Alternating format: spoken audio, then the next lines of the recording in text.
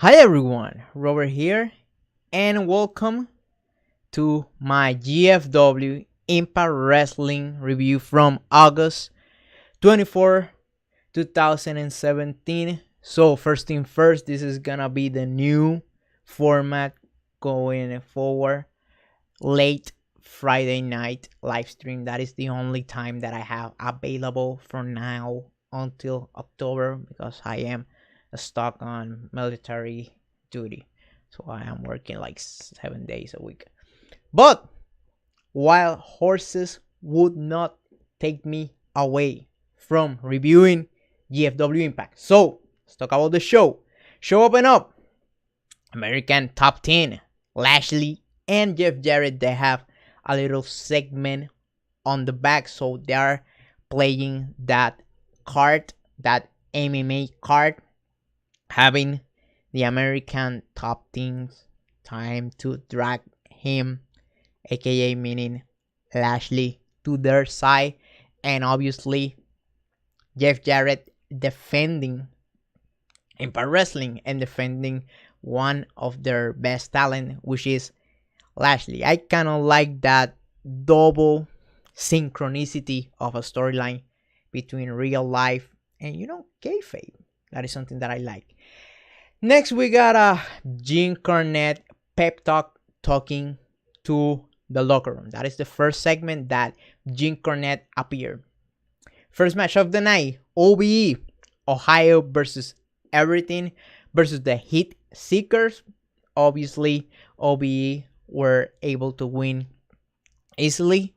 So, they're gonna keep showcasing OBE from the time being and keep pushing them. That is one of the things that actually works, especially with casual fans. But that is a topic later down in the broadcast because I'm gonna be talking about a little bit Loki and why I see the rough spot he's having with GFW and a little bit of what I think about that stuff.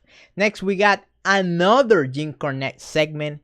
This time around with Eli Drake, and Eli Drake asking for forgiveness, and Jim Cornette, instead of putting him to start the match at number 1, he decided to be a little bit more giving and give him the second spot of the match. Next, we got Taryn Terrell. She is in the ring looking quite good, and cutting a promo on why she attacked last week Gail Kim. From the serious stuff all the way to the silly stuff, talking about social media and that kind of stuff. That kind of make me chuckle a little bit. Gail Kim, obviously, she show up. She interrupt her and attack Taryn Terrell, and JB Jeremy Borach ended up separating them. So that is the next feud going forward. Taryn Terrell versus Gail Kim. Next, we got another Jim Cornette segment, the third one. This time with Lashley and Dan Lambert from American Top 10. Next, we got a video package of Taya Valkyrie. She's coming to GFW Impact. I think she's making her debut next week. So be a good guy and don't read spoilers. Just let the show play out. Next, we got Grado. His last night in America. So he was, all sad and stuff. Laurel Van Ness ended up coming out, clean, not with the, the hot mess wardrobe or the, hookup hotshot type of still. You know what, that website is. You're a terrible person. Well, that's not here or there. So Laurel Van Ness ended up telling Grado that now she's clean and sober. She's a new person, a reborn person, and it was all thanks to Grado.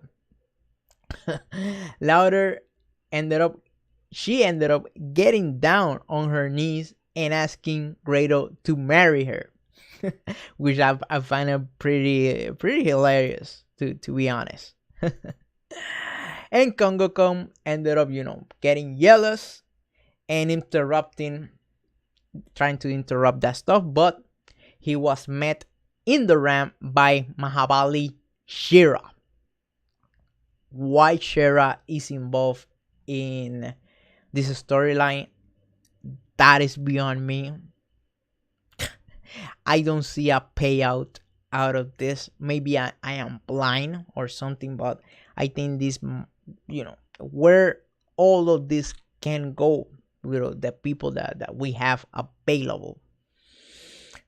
Next, we got another Jim Cornette segment.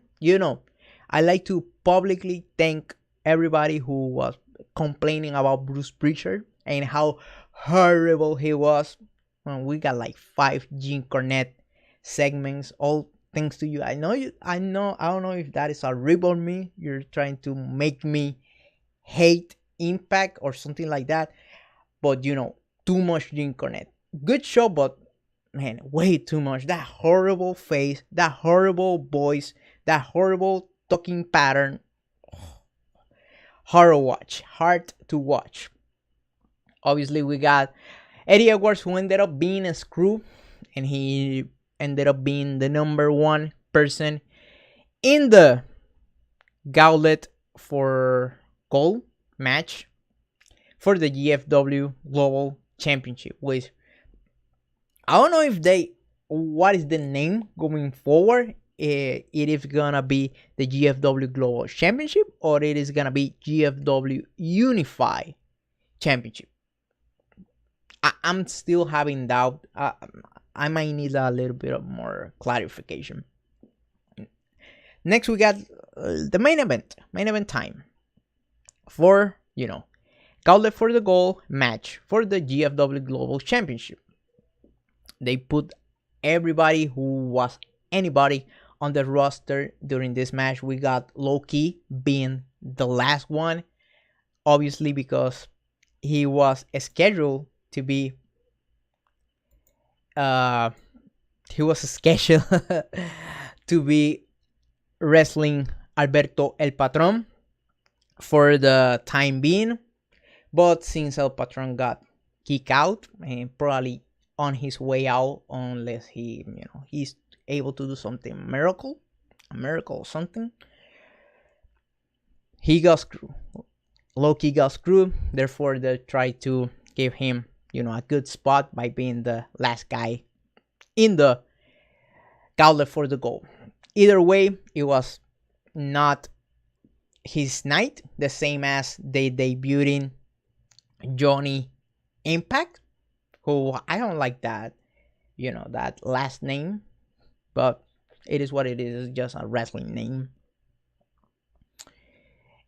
But anyways, the two final competitors were Eddie Edwards and Eli Drake, also the 2 guys who started this whole thing up. So it was kind of refreshing seeing that pattern during a battle royal, seeing the first 2 guys ended up being the last guys. At the end, we saw obviously almost a full match between them. At the end, we saw the finish. That I am a finish guy. Eddie Edwards flying off the top rope, but Eli Drake was able to catch him and hit the white noise, and that was it. Eli Drake is your new GFW Global Champion. I am happy about it. Obviously, that was one of the things that I was speculating during the video that I talk about Alberto El Patron losing his title. That if GFW wanted to shock the base, shock the wrestling world, their ace was Eli Drake, and they decided to pull the trigger to make Impact Drake, like some people are speculating, stuff like that. Good decision. He is one of the R guys, meaning he's the guy from the base. we are one step missing from the match that I wanted to see all year long, which was Eli Drake versus the Cowboy James Storm for the GFW title. Something that I talked about on a December video. That was the match that I think is the money making feud, because you have the two big fan face. You got the new people, the Eli Drake fans, and you got the old school TNA guys who have been choosing James Storm as their guy, but Impact deciding to go with somebody else. Either way, I'm happy to see Eli Drake going forward. That man is very talented, all around good wrestler. He got the physique. He's good on the mic. He can wrestle. So he had the whole package. After the match, we got Colby Billion. I'm probably butchering that name. So he decided to be a mean guy and attacking an Impact referee. And, they're doing the same thing that they started during the show, having the angle of the American top 10 starting the show, and now at the closing of the show, we're having the American top 10 being the hookup for next week. So not a bad show outside of being stuck into seeing Jim Cornette. This was a good show, and obviously the ratings pay out. It was lower than last week, but last week was Destination X. We basically got a B-level pay-per-view for free on TV. So obviously this show dropped almost around 300k, I think 294, something like that, which it was a good number. Let me check out the chat before I go. I got Shanley Polkop. What's up? Hey, what's up? Thank you for watching the live review. Also, I got your TNA guy, someone that, I want to do some stuff with him once again, but at this time I'm stuck. But you should subscribe to that guy. Go ahead and put on YouTube your TNA guy. He also does, obviously, Impact reviews. So he's saying, hey, he got a notification. Yes, I'm having all sorts of problem with YouTube and their notification. It's all over the place. Holy cow! I'm not getting notifications, and when I get them, I get like 40 at the time. That's something crazy. Let's take a minute to talk about Loki before I go. Loki. It was reported by PW Insider that he left TNA, GFW Impact, whatever you want to call it, right? But the day after that, PW Insider was able to clarify that information, and Loki is still with the company. He still have a contract, and he have not been granted his release. As for Loki, Loki is a free man. He's a free thinker, a free spirit. He goes and comes and goes like the wind. He does whatever the hell he wants. If he wanna go, let him go. But I think I won't not let him go without offering him a better deal, because apparently the big complaint that Loki had with GFW Creative was that, hey, last set of tapings I was groomed to be one of the top guys, being in the main event, but now I'm gonna get pushed back into the X division, and I think that is not the right call. And I agree with Loki. Why? One of the things that I have been able to see, and ask a couple of people that I know who are casual fans, one of the things that works and it doesn't fail are sustained pushes. Everybody who outside of Crimson who have had a sustained push on Impact has become a star. Meaning, EC3, ever since he came out of the door, he got a sustained push and they were able to make him into a star. The same thing happened with Austin Aries. Once, Eric Bischoff, he became like the pet project of Eric Bischoff and Bruce Prichard, and he was on a sustained push all the way to the main event that he was able to beat Bobby Roode. Speaking about Bobby Roode also got a big sustained push from the mid card all the way into wrestling and beating Kurt Angle. Sustained pushes work. That stuff doesn't work. That doesn't fail. The only one that is, the exception was Crimson. But it is what it is. I don't think he was that good at that time. He is more suitable as a tag team guy. But Loki is on the right side of history.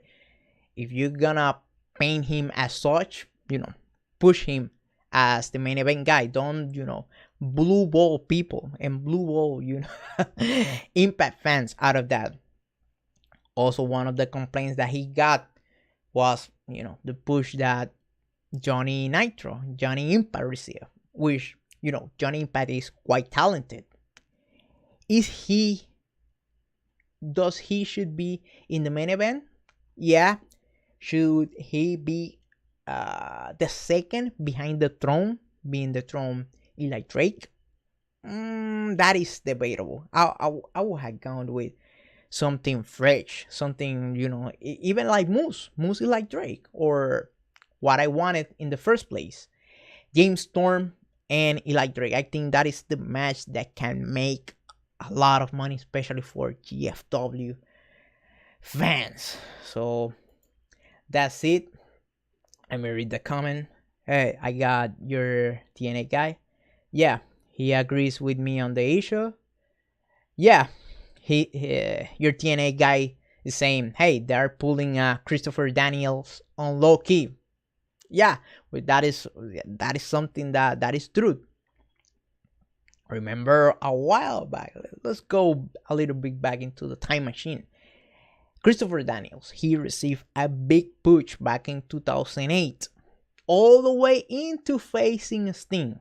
But the night that he needed to, to go over Sting or to do something wonderful that could push him into the main event scene, the writers decided to, let's throw Daniels under the bus and put Sting over, which it was one of those dumb TNA mistakes, which that is the history of TNA. This is my last comment.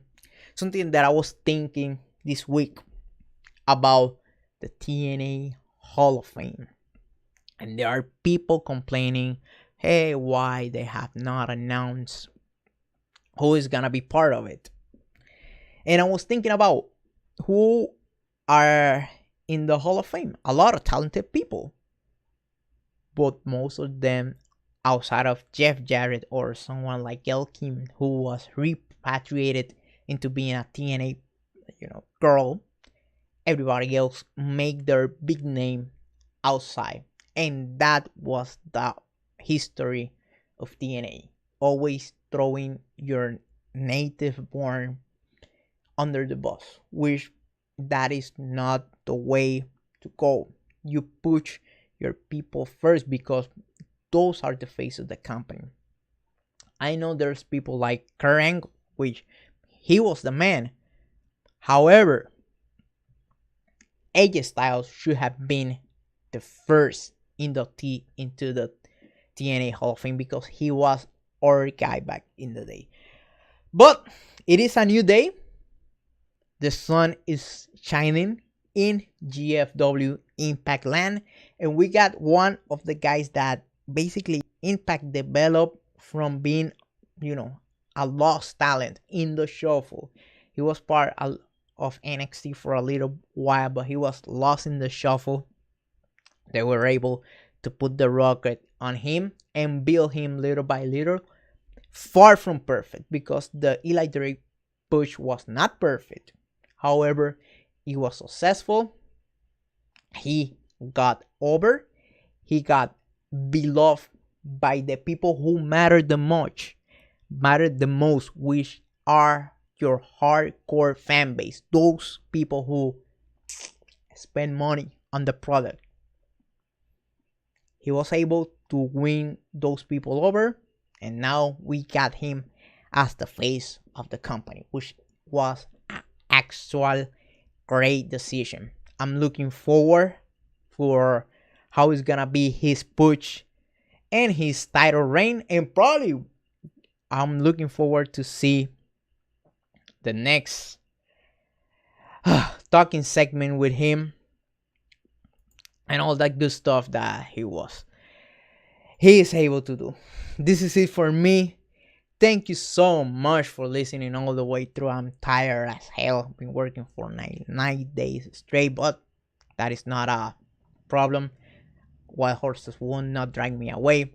Make sure that you're subscribed to the channel if you're new. And by the way, I'm gonna leave you at the end of the video with the guitar cover of the Eli Drake song. So if you wanna to listen to that song in celebration of Eli Drake being the GFW champion. That's it. Goodbye and thanks for listening. Yes.